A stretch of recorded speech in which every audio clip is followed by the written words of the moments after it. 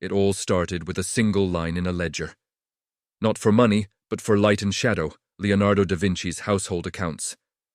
I was in Milan, looking at expenses for paint, when I saw it. For the hiding place of the Golden Giant, 15 lire. My heart stopped. A hiding place, a giant, gold. Leonardo wasn't a poet, especially not in his expense logs. Every penny was tracked with grim precision. This was different. This was a secret, paid for, right out in the open. The hunt for the Golden Giant had begun. The ledger was just the spark. The 15 lire was paid to a mason named Lorenzo Barella. After a week digging through dusty Milan archives, I found out Barella specialized in false walls, often for families hiding valuables from invaders. His last known job was at the Monastery di Sant'Angelo, now a small museum. The director just shrugged.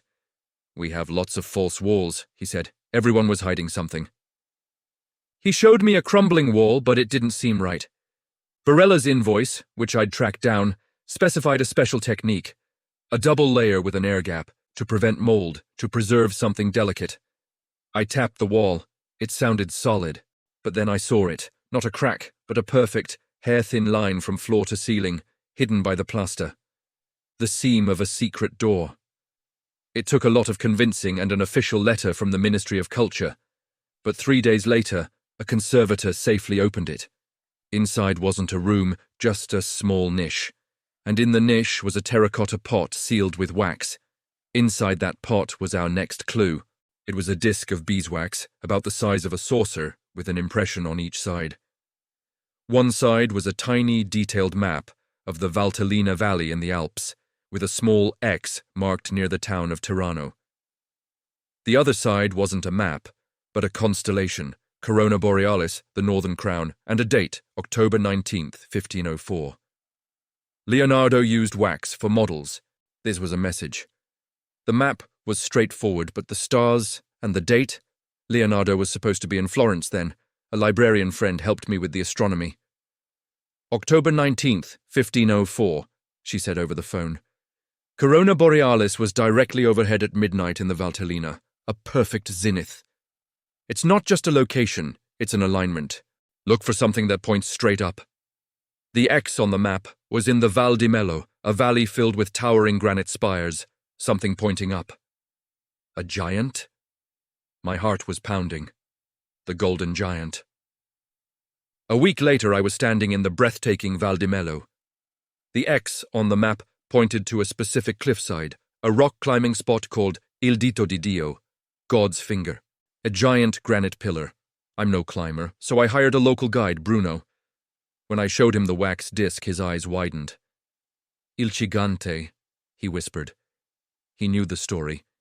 He told me an old shepherd S rhyme from his family. Where God S' finger points to the crown, the silent giant looks down.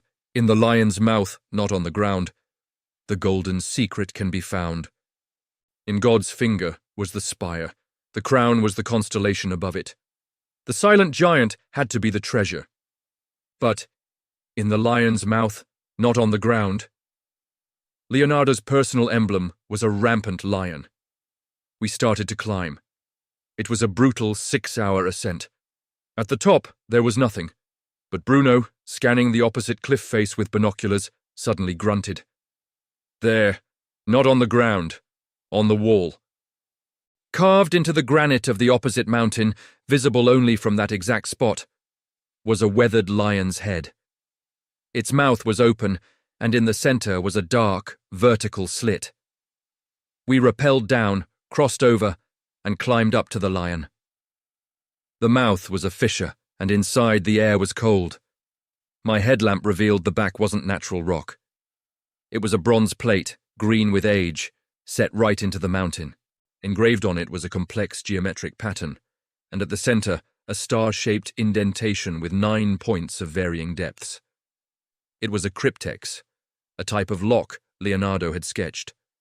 The constellation on the wax disc, Corona Borealis. I mapped the brightest stars to the deepest indents on the lock. We needed a key to match. Bruno, being incredibly resourceful, melted down a spare climbing piton and cast a crude 3-pronged bronze key based on my sketch. We put it in the lock. With a piercing shriek of metal that hadn't moved in 500 years, the key turned. The bronze plate slid open, revealing a dark passage. The passage was short, leading to a small, domed chamber. The air was perfectly dry, preserved by the seal. In the center, on a stone plinth, stood the golden giant. It wasn't a statue of a person. It was a 3-foot-tall golden model of a giant steam-powered cannon. Every gear, every piston, rendered in exquisite, gleaming detail. A masterpiece of metalwork, but also a perfect mechanical diagram. Next to it was a rolled-up vellum. This was the real treasure. Leonardo had designed this ultimate war machine for the ruthless Cesare Borgia. But Leonardo, a man troubled by the destructive power of his own genius, had the design rendered in permanent gold, and then hid it. He left a trail of clues that only someone who thought like him, an artist, a scientist, an astronomer, could ever follow. I carefully unrolled the vellum. It was his notes, describing the cannon's power and range, and at the bottom, a line in his famous mirror writing. True art lies not in creation, but in concealment. Knowledge is the heaviest treasure. The gold alone, over 40 kilograms of it, was worth about $2.5 million. But as a unique, undocumented Leonardo da Vinci sculpture, pre-sale estimates ranged from $90 to $120 million. The vellum with his notes? Priceless. It rewrote a chapter of military history. The total value of the find was over $150 million. Of course, I didn't get to keep it. Italian law is strict. It was declared a national treasure. I received a finder's fee, which was more than enough. But the real treasure was the hunt. The chase through time, following the mind of a genius who hid a secret not out of greed, but out of conscience. The golden giant is now in the Uffizi Gallery in Florence, behind bulletproof glass. People admire the gold, but they don't see the clues, the journey, the thrill of solving a 500-year-old puzzle. But I do. And I can't help but wonder. What other clues did Leonardo leave behind? Thanks for watching. If you enjoyed this journey, make sure to like and subscribe for more adventures.